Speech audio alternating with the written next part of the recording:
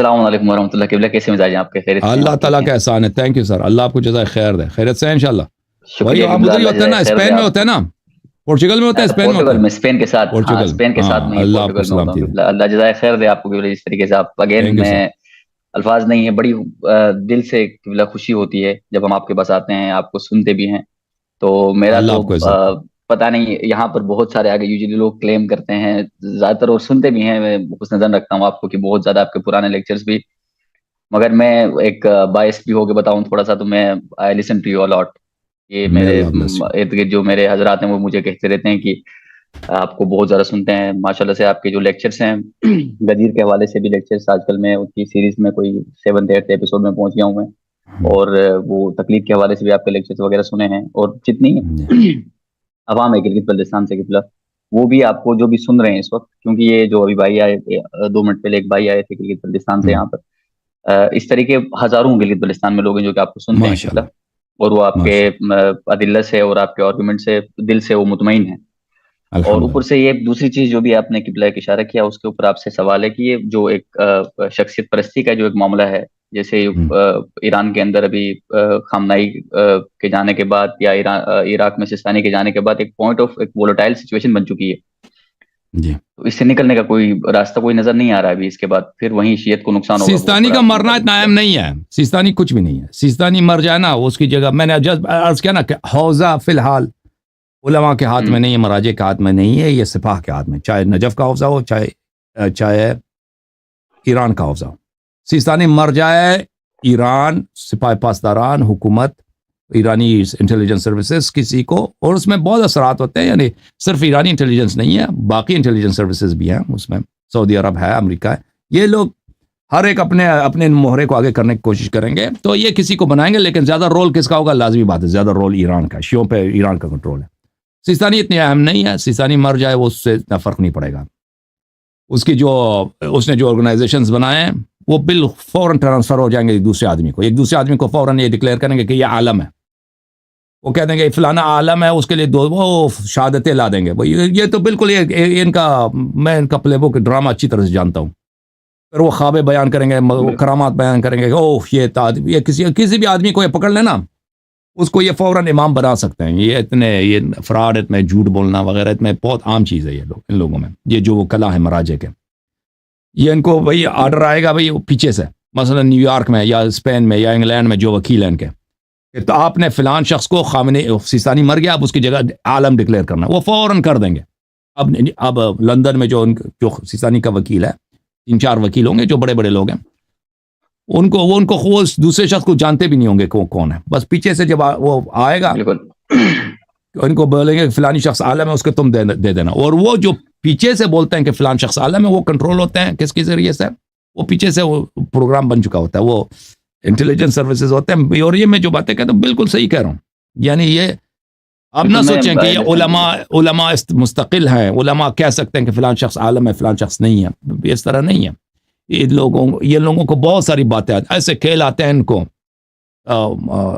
ایرانی انٹیلیجنس کو، علماء کو کنٹرول کرنے کے، آپ اس کو سوچ بھی نہیں سکتے. اچھا، سیستانی کچھ بھی نہیں. لیکن ایرانی جو ایران میں جو خامنئی صاحب ہیں، وہ ایک ڈائلما ہے جمہوری اسلامی ایران کے لیے، اسلامک ریپبلک آف ایران کے لیے.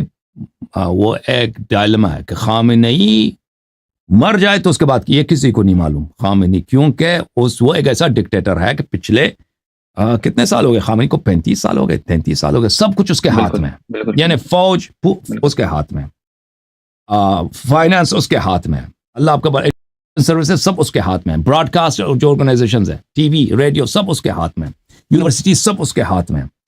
یعنی ہر چیز ایران میں. یعنی انتخابات ہوتے ہیں ایران میں، لیکن صدر کے ہاتھ میں کچھ بھی نہیں ہوتا. صدر بھی وہی بنتا ہے جس کو خامنئی بناتا ہے. کینڈیڈیٹ وہی ہوتا ہے جس کو خامنئی اپروو کرے کہ یہ کینڈیڈیٹ بن سکتا ہے. مجلس شورا اسلامی جو پارلیمنٹ ہے، اس میں سب کوئی شخص کینڈیڈیٹ بن ہی نہیں سکتا جیسے وہ خامنئی کا ثناخوان نہ ہو، خامنئی کا کہ عظمت کا گیت نہ گاتا ہو. تو یہ سب اس کے ہاتھ میں. اب ایک ایسا شخص جو بالکل سب پاور کو اس نے اپنے اندر جمع کیا ہے. شاہ اتنا ڈکٹیٹر نہیں تھا جتنا خامنئی. شاہ اس کے مقابلے میں کچھ بھی نہیں ہے. شاہ جو تھا وہ ایک بہت ہی لبرل آدمی تھا، بہت ہی اوپن آدمی تھا. اس کے زمانے میں لوگوں کو بہت زیادہ آزادی تھی. نقد علماء کو، مرجعیت کو، احزاب کو، جو پریس ہے، آزادی بہت تھی، اور وہ ہمیشہ آ کے پریس کانفرنس کرتا تھا، سوالوں کے جواب دیتا تھا. یہ خامنئی کے 34-35 سال ہو گئے، لیڈر ہو گیا، آج تک اس کا ایک پریس کانفرنس نہیں ہے. یہ آ کر لوگوں کے، جرنلسٹ کے سوالوں کے جواب دے دے. تو بہرحال اس کے ہاتھ میں سب کچھ، اس کے ہاتھ میں ایران. اب اگر یہ مر جاتا ہے، اور یہ ایک ایسا وقت ہے، دیکھیں خمینی کے زمانے میں بھی خمینی کے ہاتھ میں سب کچھ تھا، لیکن خمینی مرنے سے پہلے بہت ہی کیا تھا، بہت وہ بیمار تھا بہت عرصے تک. تو اس کا بیٹا جو ہے وہ سب کچھ چلا رہا تھا. احمد خمینی جو تھا وہ خود اس کو پتہ بھی نہیں تھا آخر میں 2-3 سال آخر میں کہ ملک میں کیا ہو رہا ہے. اس کا بیٹا احمد خمینی وہ سب کچھ چلا رہا تھا. اکثر یہی ہوتا ہے مراجع کے بیوت میں، مرجع جب بہت بوڑھا ہو جاتا ہے تو اس کو پتہ نہیں ہوتا کہ کیا ہو رہا ہے. ابھی بہت سارے مراجع ہیں ہمارے ہاں کہ وہ اب بالکل الزائمر کی وجہ سے وہ کسی کو پہچانتے بھی نہیں کہ بندہ آ رہا ہے کون ہے. وہ ادھر آ کو اس کو کہتے ہیں ادھر آ کے بیٹھو. وہ آ کے بیٹھتا ہے، مثلا وہ 100 سال اس کی عمر ہو گئی، وہ بول بھی نہیں سکتا، کچھ نہیں. لوگ آ کے اس کو سلام کرتے ہیں، وہ ادھر بیٹھا ہوا ہے. بھائی کہتا ہے اس کی طبیعت صحیح نہیں، اس سے زیادہ سوال نہ، اس سے کچھ بولو نہیں، اس سے سوال نہ کرو. اس طرح بہت ہے ہمارے ہاں. وہ بعض دفعہ یہ ہوتا ہے بھائی کہ مر جاتا ہے، لوگوں کا اعلان نہیں کرتے کیونکہ کہہ رہے ہیں کہ بھئی وجوہات ختم ہو جائیں گے. بینک اکاؤنٹ میں پیسے ہیں، بینک اکاؤنٹ سے پیسے نکال لیتے ہیں پہلے اس کے بیٹے وغیرہ، داماد وغیرہ. پھر اس کے 10 دن 15 دن کے وہی آیت اللہ، آپ کو یاد ہوگا شیخ محمد علی عراقی، بالکل یہ جب ان کی وفات ہو گئی تھی تو کئی دن ان کا جنازہ فریج میں تھا. اس کے جنازہ اعلان نہیں کیا تھا ان لوگوں نے، کیونکہ اس کے بینک اکاؤنٹس بہت تھے. جب سب اکاؤنٹس خالی کر دیے پھر کہہ دیا کہ بھئی مر گیا ہے بیچارہ. تو عرض یہ ہے کہ خمینی صاحب کے ہاتھ میں بہت تھا، لیکن فرق یہ تھا کہ خمینی صاحب جو یہ تھا کہ ان کے زمانے میں وہ لوگ بہت ایرانی انقلاب، وہ جنگ کا زمانہ ابھی ختم ہوا تھا، ایران عراق جنگ ابھی ختم ہوا تھا، اور لوگ بہت محبت کرتے تھے کہ حصہ ہے نا ایرانیوں میں قوم پرستی کی. اور اس زمانے میں وہ اسلام وغیرہ کو سمجھتے تھے کہ اسلام سے بھی محبت تھی ایرانی قوم کو، دین سے بھی محبت تھی. اب تو بالکل بدل چکا ہے. اس زمانے کے یعنی 1988 میں جب خمینی مرے ہیں تو اس زمانے کے کو آپ اگر کمپیئر کریں آج کے زمانے میں، زمین آسمان کا فرق ہے. یعنی ہم قم میں ہم جب گئے تھے تو وہاں پہ کبھی کسی عورت کو آپ بغیر حجاب کی نہیں، بغیر حجاب. وہ کیسا حجاب کہ سر سے لے کر پیر تک کالے کپڑے میں، کالے چادر میں نہیں دیکھتے تھے قم میں. تہران میں بھی مجال ہے کہ آپ کو بغیر حجاب کے کوئی عورت نظر آئے. اب میں دیکھتا ہوں نا یوٹیوب وغیرہ میں کلپس کہ قم میں عورتیں جو ہیں بغیر حجاب کے ہیں قم میں، اور قم میں جو ہے علماء کی پٹائی ہوتی ہے. قم میں جو معممین ہیں ان کی پٹائی ہوتی ہے. تہران میں تو حجابی کس حد تک ہے. تو عرض یہ ہے کہ اب جو ہے کیونکہ ایرانی لوگ حکومت سے نفرت کرتے ہیں، اور یہ جو ایران جو ہے وہ اس کا ایٹمی پروگرام بھی ہے کہ وہ ایٹمی اسلحہ بنانے کے بہت قریب آ گیا ہے. اور اسرائیل نہیں چاہتا کسی قیمت پر بھی کہ ایران کے پاس ایٹمی اسلحہ ہو، اور سعودی عرب بھی نہیں چاہتا، امارات بھی نہیں چاہتا. اور اس کے علاوہ دیکھیں سعودی عرب کو ہاں ایران کے ساتھ ایک دینی بھی دشمنی ہے، کیونکہ سعودی عرب چاہتا ہے کہ شیعوں کو، اس کو برا نہیں لگتا. سعودی جو شاہی خاندان ہے وہ اتنا مذہبی نہیں ہے، لیکن وہ سمجھتے ہیں کہ ہمارا پاور بیس جو وہابیت ہے وہ سمجھتے ہیں، اور ہمارا چیلنج جو ہے وہ شیعوں سے ہے. وہ اس بات کو اچھی طرح سے جانتے ہیں. یہ کس کا قصور؟ یہ خمینی صاحب کا قصور ہے. وَإِلَّا سعودی عرب کا جو شاہی خاندان ہے وہ بہت سیکولر ہے، لیکن انہوں نے ان کو مجبور کیا ہے کہ وہ وہابیوں کو گلے لگائیں، وہابیت کو وہ پروموٹ کریں، وہابی علماء، وہابی مبلغین پہ اس کی وہ سپورٹ کریں، وہ شیعوں کو دشمن کی نظر سے دیکھ لیں. اچھا تو اب جو ہوگا کیا ہوگا کہ بھائی اس کا مقصد یہ نہیں کہ وہ پہلے شیعوں کو دشمن کی نظر سے نہیں دیکھتے تھے، لیکن خمینی صاحب کی اعمال کی وجہ سے بہت بڑھ گیا ہے. تو اب ان لوگوں کو اچھا برا نہیں لگتا کہ ایران میں وہی حالات جو سوریہ میں پیش آئے، شام میں پیش آئے نا، خانہ جنگی، وہ ایران میں بھی پیش آ جائیں. وہ اس کا طریقہ ان کے لیے بہت آسان ہے. ایران میں جماعت عمریہ اہل سنت کی بہت تعداد ہے، ان کے جو ہیں ان کے بہت تعلقات ایرانی بہت ہیں جو افغانستان میں طالبان کے ساتھ ہیں، اور طالبان والے وہ ان کی بہت حمایت کرتے ہیں. ایران نے جو سعودی عرب کو مزہ چکھایا نا جنگوں کا 10-12 سال کا جو حوثیوں کا تھا، اب وہ سعودی عرب کے پاس آ گیا طالبان ابھی ایک نیا اس گیم میں ایک نیا پلیئر ہے، ایک نیا ویریبل ہے، اور میں سمجھتا ہوں کہ سعودی عرب جب چاہے انویسٹ کرے طالبان پر، طالبان بڑی خوشی سے ایران کے ساتھ جنگ کرنے پہ تیار ہے، ان کو کوئی بھی پیسہ نہیں، یہ گنز فار ہائر ہے، یہ مرسنریز ہیں، اگر ان کو پیسہ ملے سعودی عرب ان کو کہہ دے کہ ہم جتنا خرچہ ہوگا ہم اٹھائیں گے، بسم اللہ کریں، جہاد شروع کریں روافظ سے، یہ بالکل ایک لمحہ بھی دیر نہیں کریں گے، ان کا فتوے آ جائیں گے، جہاد شروع ہو جائے گی ان کی، اور ایران کے اندر جو ہے وہ لوگ ان کے اہل سنت کے کئی مسلح تنظیمیں ہیں، جیش العدل وغیرہ وغیرہ، وہ بھی فعال ہیں، تو اگر خامنئی مر جائے اور ایران میں افراتفری کی صورتحال پیدا ہو جائے تو ایران مجھے نہیں معلوم آگے کیا ہوگا، یعنی خامنئی کے مرنے کے بعد ایران کی صورتحال کیا ہوگا، اس کے احتمالات بہت سارے ہیں، یہ ہو سکتا ہے کہ ایک پیسفل ٹرانسفر آف پاور ہو، دوسرا ایک رہبر بن جائے، یہ موجودہ حکومت اس کو سنبھال لیں، اور ہو سکتا ہے یہ سنبھال نہ سکیں، اور ہو سکتا ہے جیسے ایرانی قوم بہت ہی غصے میں ہے اس حکومت کے اوپر، اور ان کو حق بھی پہنچتا ہے کہ اس حکومت پہ غصہ، اور روحانیت پہ یعنی علماء پر ان کو غصہ ہے کہ شیعہ علماء نے ان کے ساتھ غداری کی، ایرانی قوم کے ساتھ، علماء نے ایرانی قوم کو وعدے دے دیے جو یہ جھوٹ تھے، اور اسلام کا انہوں نے غلط فائدہ اٹھایا، تو خامنئی کا موت جو ہے نا کہ ایسا فرد کہ یہ سارا پاور ٹرانسفر ہو ایک دوسرے ڈکٹیٹر کو، خامنئی کے ولی عہد کو، یہ خامنئی کے لیے ایک بہت بھی بڑا مشکل ہے، جو اسلامی جمہوریہ ایران کے لیے بڑا مشکل ہے۔ یہ باتیں معذرت کے ساتھ قبلہ، یہ باتیں تب ہمیں سمجھ آئی جب ہم نے آپ کی ویڈیو صحیح سے دیکھنا شروع کی۔ میں خود ایسے ایک گھر سے بلونگ کرتا ہوں جہاں سے مطلب بچپن سے تقلید والا معاملہ چلتا آ رہا ہے، مگر میرے والد صاحب خود وہ تقریباً 2012 میں 2010 میں بہت بچہ ہوتا تھا، اس وقت آپ کی ویڈیوز دیکھتے تھے، and he used to praise you literally کہ دس از یہ ورڈز ہیں میرے والد صاحب کے، دس از دا اونلی مین جو کہ کر رہا ہے یہ کام، اگر کوئی باہر ہے تو۔ میرے والد صاحب کو خود بیک گراؤنڈ اسی سائڈ سے، تو وہ بہت پہلے سے ہمارے گھر میں سب آپ دے use to everybody likes you, اگر ہو سکتا ہے کسی بات سے بعض اگر اختلاف کرتے ہیں تو وہ الگ بات ہے، بٹ وہ everybody praises you in that way. تو یہ اس کے بعد پھر جب ہم ایران آئے، یا سوری کیا کہتے ہیں، جب میں اسکالرشپ میں ہنگری آیا تھا فرسٹ، تو وہاں پر جب آیا تو ایرانی اسٹوڈنٹس بہت زیادہ تھے، جب ان سے ملاقات ہوئی ہم تو بڑے وہ رہبری ٹائپ کے اور وہ تقلید اور وہیں جو آپ کہہ رہے ہیں برین واش ٹائپ کے، تھوڑا سا اس ٹائپ کا تھا، تو ان سے جب ملاقات ہو گئی تو ہم انتہائی پریشان ہو گئے کہ یہ ایرانی لوگ کیا ہو گئے ہیں، تو بالکل گمراہ ہو گئے ٹائپ، مطلب یہ تو رہبر کے خلاف اور اس طرح کی چیزیں، ہم باور نہیں کر سکتے چیزیں۔ آہستہ سے جا کر پتہ لگا کہ نہ صرف یہاں جس ملک میں بھی جاتے ہیں وہاں پر جو بھی ایرانی ملتا ہے وہ گالیاں دے رہے ہوتے ہیں ان کو، پہلے پتہ لگا چلو یہ اینٹی ریولیوشنری کچھ لوگ باہر ہیں، بٹ پھر وہ لوگ جو اندر بیٹھ کے وہاں برقعے بھی پہنتی ہیں، خواتین بھی مرد بھی، وہ سارے باہر آنے کے بعد یہی باتیں کر رہے ہوتے ہیں کہ وہ ظلم کر رہے ہیں وہاں پر، بربادی ہے، تباہی ہے۔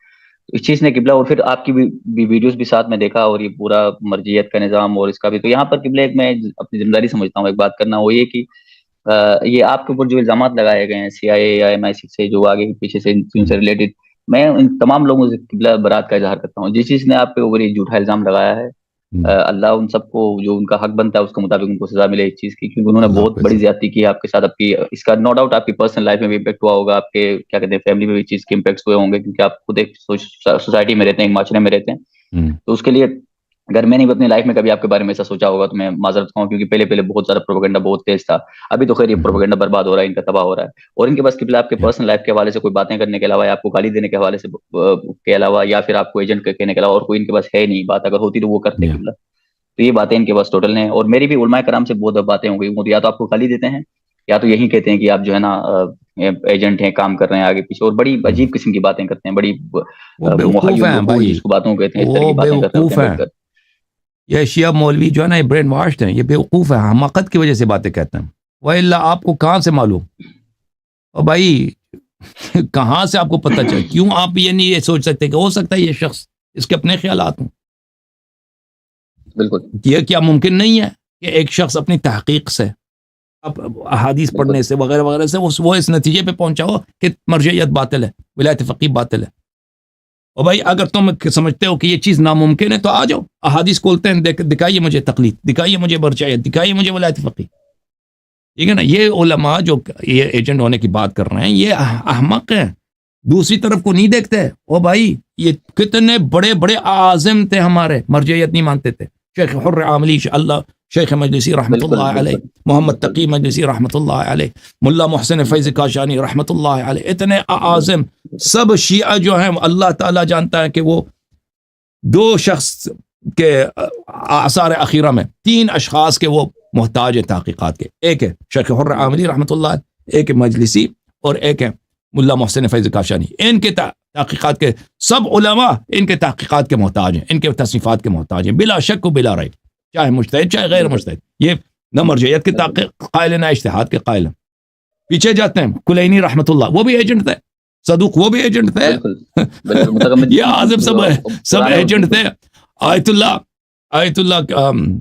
محمد رضا گل پائگانی رحمۃ اللہ ولایت فقیہ کے قائل نہیں تھے، وہ بھی ایجنٹ تھے.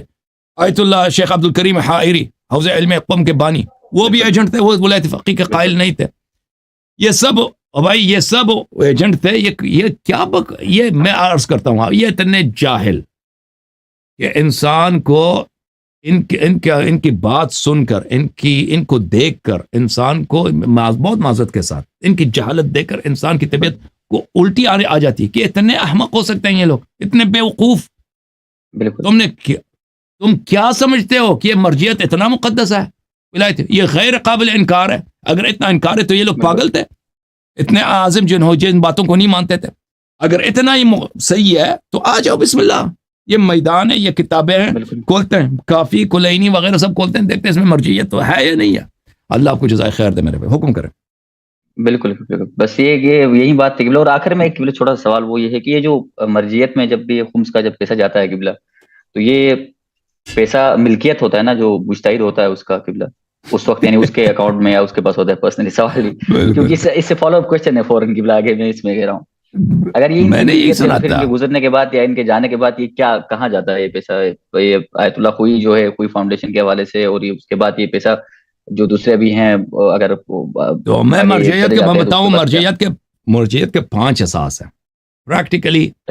پریکٹیکلی ان کا جو سب کچھ چلتا ہے وہ خمس پہ چلتا ہے. ٹھیک ہے نا. اب خمس بھی چلتا ہے اور ایرانی فنڈنگز پہ بھی چلتا ہے، کیونکہ ایرانی گورنمنٹ وہ ان کے ایک بجٹ بنتا ہے ایرانی گورنمنٹ جو حوضوں کو دے دیتی ہے. پہلے زمانے میں تو گورنمنٹس دیتے تھے، شاہ وغیرہ دیتے تھے، اور شاہ کا بھی بڑا اثر تھا مرجعیت پر. یعنی شاہ اس طرح نہیں تھا، شاہ کے زمانے میں مرجع بنانے میں اس کا بڑا ہاتھ ہوتا تھا ایرانی حکومت کا. اچھا، تو خمس کا بڑا اثر ہے کیونکہ ان کے فنڈنگز کے ایک بہت بڑی مقدار خمس سے آتا ہے. دوسری بات ہے تقلید مرجعیت کہ لوگ ان کے کلام کو حجت سمجھتے ہیں. تیسری بات ہے کہ یہ نیابت امام علیہ السلام کا ادعا کرتے ہیں، یہ کہتے ہیں ہم مجتہد نائب امام ہیں. چوتھی بات یہ ہے کہ اجتہاد ہے، کہ اجتہاد کیا چیز ہے، کیونکہ رکن مرجعیت کا اجتہاد ہے کہ شخص کو مجتہد ہونا چاہیے. 5ویں ہے ولایت فقیہ، کہ ان کو وہی اختیار اتھارٹی حاصل ہے جو رسول اللہ صلی اللہ علیہ وسلم کو حاصل تھے. یہ 5 چیزیں بنا دیں تو مرجع بنتی ہے. یہ 5 کے 5 فراڈ ہیں. بالکل. یہ جو کہتے ہیں کہ خمس ہمیں دے دو، یہ تو بھائی صاحب دیکھیں اتنا بڑا فراڈ انہوں نے شیعوں کے ساتھ کھیلا اتنے سالوں سے، اتنا بڑا فراڈ. اور بھائی میں نے تقریر کی، میں نے دکھا دی کہ خوئی صاحب کیسے اتنے مشہور معروف خوئی صاحب تھے، انہوں نے کیسے احادیث کے خلاف، احادیث پڑھتا بھی ہے اس کے خلاف آ کے فتویٰ دے دیتا ہے آخر میں. اس کے پاس روایت کچھ بھی نہیں، ایسے اجتہاد بالرائے کر لیتا ہے. نیابت کا جو ادعا کرتے ہیں نائب امام علیہ السلام، خلیفہ امام علیہ السلام کا کون ہے؟ راوی حدیث ہے، مجتہد نہیں ہے، راوی حدیث ہے. تیسری بات ہے کہ اجتہاد ابھی میں معذرت چاہتا ہوں ہم لوگوں سے، میں نے توضیح نہیں دیا اجتہاد کی. اگر میں کبھی ان کا یہ پروفائل کھول دوں اجتہاد کس چیز کو بولتے ہیں احادیث میں اجتہاد کی تاریخ کو، تو ابھی فی الحال عوام شیعہ سمجھتے ہیں کہ اجتہاد کوئی اچھی چیز ہے. یہ بیچارے نہیں، ان کو نہیں پتا کہ اجتہاد کے ائمہ طاہرین علیہ السلام نے کتنی مذمت کی. وہی اجتہاد جو شیعہ علماء بجا لاتے ہیں یہ ایک مذموم چیز ہے، ایک سرزنش شدہ چیز ہے اہل بیت علیہ السلام کی نظر میں. چوتھی اجتہاد، اور پھر ولایت فقیہ بھی باطل ہے، اللہ آپ کا بھلا کرے. اور نیابت امام علیہ الصلوۃ والسلام کی، اور تقلید، 5واں رکن ان کا تقلید ہے. بھائی تقلید وہ بھی باطل ہے. یعنی مرجعیت ہر لحاظ سے دیکھیں باطل اندر باطل ہے. جی سر، خمس کا جو خمس کے پیسے کے متعلق آپ نے پوچھا، اس کا یہ بھی کہ یہ جب ان کے پاس تو پیسے بہت جاتے ہیں نا، یہ کروڑوں کے حساب سے ہوتے ہیں، بلینز کے حساب سے ہوتے ہیں. یہ کہاں جاتا ہے اس کا تو کوئی حساب کتاب تو نہیں ہوتا، اس کا کوئی حساب کتاب نہیں ہوتا. اور اس میں سے وہ کلا کتنے ہڑپ جاتے ہیں وہ اللہ ہی جانتا ہے. اور وہاں نجف میں جب جاتا ہے یعقوب میں چلا جاتا ہے تو بہت سارے یہ لوگ تو مثلا صدام کے زمانے میں آیت اللہ خوئی صاحب تھے, وہ صدام کے جنرلوں کو بہت پیسے دیتے تھے وہ لوگ. اور میں نے بہت ثقہ ذرائع سے سنا کہ آیت اللہ سیستانی صاحب کے جو نائب ہیں, ان کے وکیل عام ہیں ایران میں, پہلے ایران میں جو سینکشنز لگے نا اس سے پہلے اکثر خمس کے پیسے ایران جاتے تھے سیستانی صاحب کے, پوری دنیا سے ایران جاتا تھا سجاد شہرستانی کے پاس. تو میں نے ثقہ لوگوں سے سنا کہ سجاد شہرستانی خود کہتے تھے کہ میں جو مال آتا ہے میں امام علیہ السلام کے خصوص میں اس کو ایرانی حکومت کو دے دیتا ہوں, اس کا 1/3 حصہ, یہ غنڈہ ٹیکس, یعنی اگر اس نے کام کرنا وہاں دفتر رکھنا ہے تو دینا ہوگا, تو وہ ایرانی حکومت کو دیتے. اس میں سے بقیہ وہ کہاں جاتا ہے, کہاں صرف جہاں وہ ایک بادشاہ کی طرح ہے بھائی, جہاں مرضی وہ صرف کرے, نہ کوئی حساب ہے نہ کوئی کتاب ہے. وہ سیستانی وہ سجاد شہرستانی صاحب ایک بادشاہ کی طرح قوم میں ہوتے ہیں. بہرحال پرانے زمانے میں تو ایسے ہی تھے, اب تو بہت سال ہوئے میں نے ان کا خبر نہیں لیا. البتہ سجاد شہرستانی نے ہماری بہت مدد کی مختلف مراحل پر, ہمارے لیے ہزاروں ڈالر بیچتے تھے وہ, ٹھیک ہے نا. وہ مزے کی بات یہ ہے, مرجعیت کے خلاف اور تقلید کے خلاف میں نے جب تقریر, اس کے بعد بھی وہ پیسے بیچتے تھے, ٹھیک ہے. پھر میں نے ان کا پیسہ لینے سے انکار کیا, اللہ جانتا ہے. پھر میں نے کہا کہ ہم پیسہ لینے سے نہیں لیتے. وہ اس کو پرواہ ہی نہیں ہے بھائی, وہ ہے ایسا ہی, وہ جو ہر طرح وہ بادشاہ کی طرح وہ پیسہ خرچ کرتا ہے ہر جگہ. جی ہم اللہ جزائے خیر دے گی آپ کو, اللہ آپ کو عزت دے, کر رہے ہیں تو اللہ آپ کو عزت. تھینک یو سر, بہت مہربانی. خدا حافظ.